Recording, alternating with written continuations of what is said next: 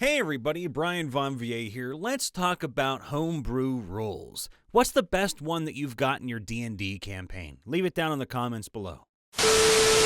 Nat 20 on an initiative gives advantage on your first attack.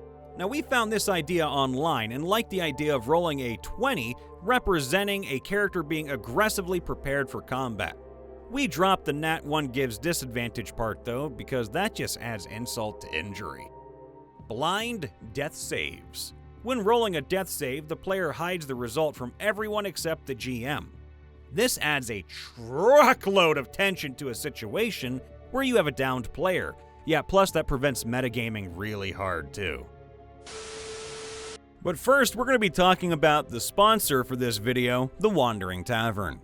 Are you looking for something new and exciting to add to your D&D games? Maybe you'd like to try a unique setting for a new campaign. Well, look to the skies, friends, and behold, The Wandering Tavern, a new Studio Ghibli-inspired grungy campaign setting from our friends at Homie and the Dude. Inside this 150-page campaign setting book, you'll find 23 unique locations within The Wandering Tavern, ranging from exotic restaurants, gambling houses, workshops, as well as new magic items, 6 different airships, and a host of interesting NPCs. The Wandering Tavern holds many secrets in its 15 layers, not the least of which are the lingering spirits who come out to play after the sun sets. All told, there are 11 diverse factions within the tavern, each of which has its own motivations and goals. With 30 different plot hooks with which to draw in your players, you'll be easily able to find a start to a new campaign, or hook the Wandering Tavern into your existing campaigns. So come along for the ride and fly over to their Kickstarter at the link in the description below to join us at the Wandering Tavern. As a dungeon master for my current campaign, I have a few homebrew rules that I implement with or without the approval of the players. I'm not sure if they're the best, but go ahead and take them apart. I'm more than welcoming of criticism and fine-tuning.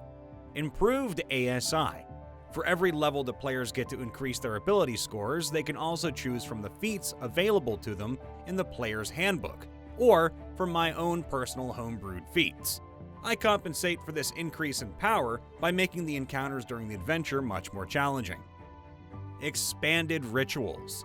I implemented an ability check that could end up cutting the time of a ritual in half. Regaining an expended spell slot of 1st to 3rd level, casting the spell as normal, or on a natural 1, failing the ritual and expending an equivalent spell slot to the level of the ritual. Along with this rule, I expanded the number of rituals by adding ritual tags to a lot of personally chosen wizard spells. Advanced training.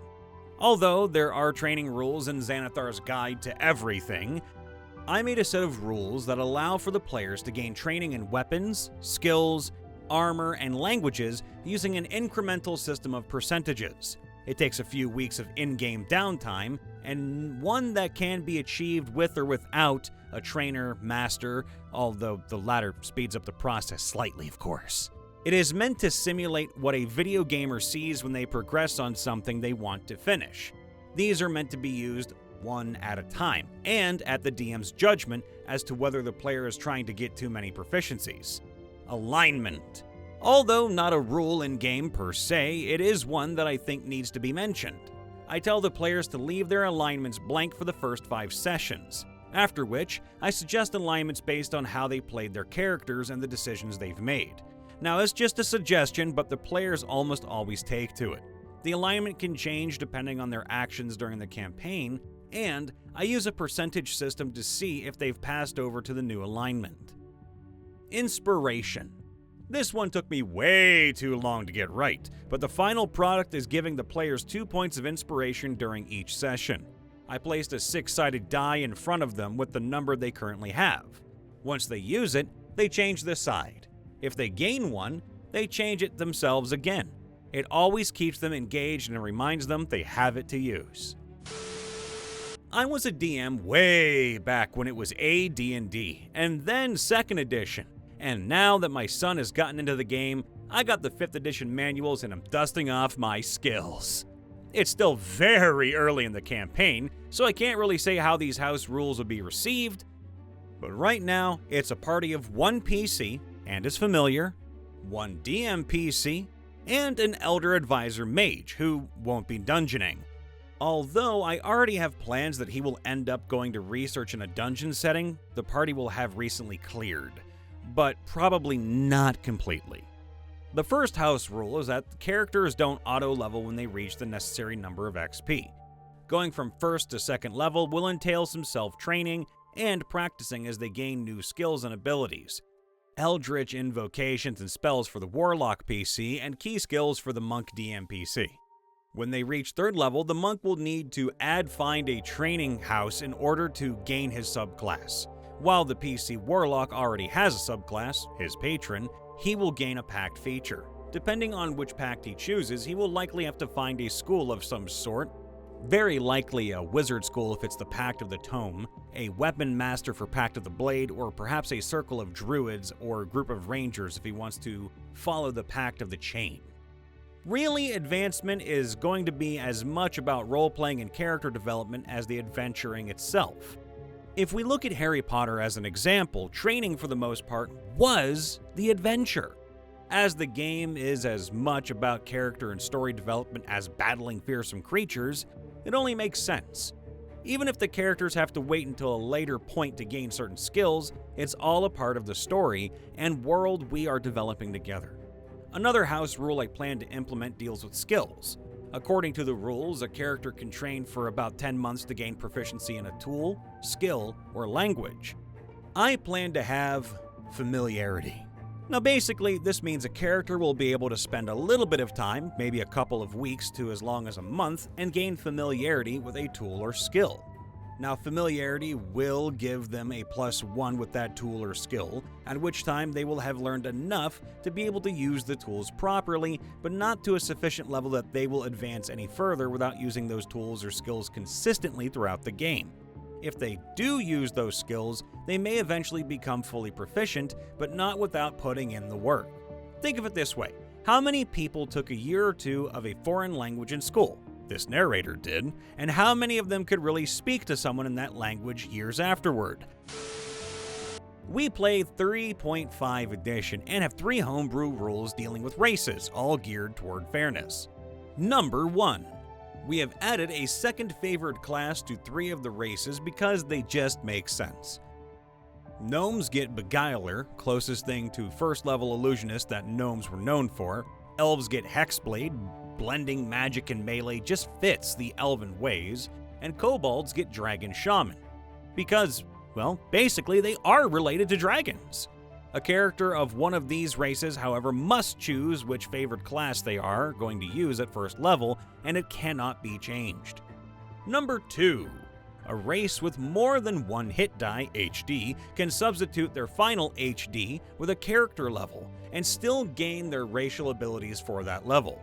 Now we did this because by the base rules, a 1 HD monster replaces its HD with a class level, but a 2 HD or more monster does not. We did not think that was fair. And number 3, a racial class with an inherent size increase, Treant, Ogre, Giant, etc., are allowed to choose character classes instead of their racial level if, and only if, that level would include this size increase and their total class levels do not exceed their racial HD. For example, a Treant starts as a size M sapling. At 6th level, 4 HD, they get size large, so a 5th level, 3 HD Treant can take up to 3 level in-character classes before they grow. At 12th level, 7 HD, they get size huge, so at 11th level, they could take additional character classes or prestige classes until they have no more than 7. Since 12th level is the final level for the racial class, the only time this makes sense to do this is if the huge size will prevent you from adventuring where your group goes, like a dungeon. Number 3 allows a player to both delay the size increase of their character and allows you to add some varied abilities to the character. Roleplay, not role play. Basically, just roll only when needed. For example, skill checks unless the party is in a stressful situation. I did not even ask the player to roll dice if he is proficient enough relative to the difficulty. A character who does a nice and well-described RP persuasion will automatically succeed to convince the bouncer to let their party enter that private club. Reducing rolls gives a lot more power to the players and rewards engagement. And as a bonus, it does significantly accelerate the game. Also, I found that players really grow into it as time progresses. A former, not-so-subtle Door Monster Treasure fan recently made a beautiful My Cousin Vinny level speech to convince a jury that the party was not responsible for a string of murders, while the rest of the party was using magic and illusions to recreate the scenes. It was awesome! These are some very old-school house rules we played with 30 years ago. I know versions of these have been added to later versions of D&D, but these were ours. Flourish is free. We are role-playing, not role-playing. Stackable fumbles and criticals on natural 1 and 20 respectively. Stackable, so 20 followed by 10 is single critical, 20, 20, 10 would be a double critical, and so on. This gives a long but unlikely tail of success. Well, we've tried percentages, by the way, but making them stackable worked better in practice. Add 1 hit die to damage for each critical.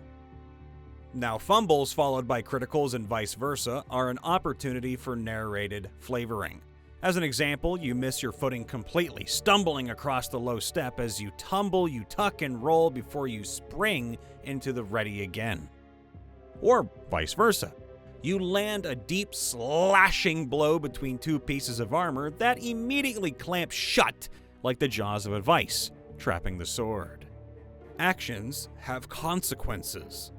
In-character and in-class role-playing earns fate points, which can be spent to mitigate bad luck. Fate is real.